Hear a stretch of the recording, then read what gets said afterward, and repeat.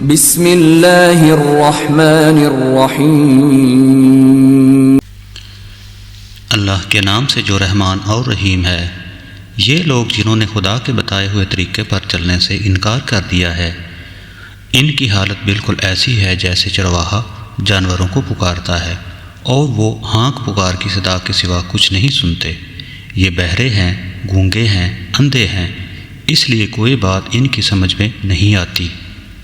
اے لوگو جو ایمان لائے ہو، اگر تمہیں حقیقت میں اللہ کی بندگی کرنے والے ہو تو جو پاک چیزیں ہم نے تمہیں بخشی ہیں انہیں بے تکلف کھاؤ اور اللہ کا شکر ادا کرو۔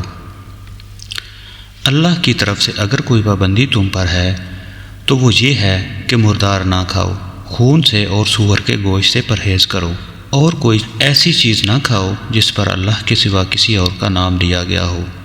ہاں، جو شخص مجبوری کی حالت میں ہو اور وہ ان میں سے کوئی چیز کھا لے بغیر اس کے کہ وہ قانون شکنی کا ارادہ رکھتا ہو یا ضرورت کی حد سے تجاوز کرے، تو اس پر کچھ گناہ نہیں۔ اللہ بخشنے والا اور رحم کرنے والا ہے۔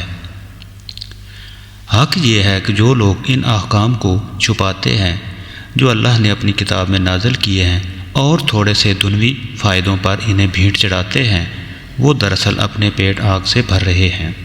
قیامت کے روز اللہ ہرگز ان سے بات نہ کرے گا اور نہ انہیں پاکیزہ ٹھہرائے گا، اور ان کے لیے دردناک سزا ہے۔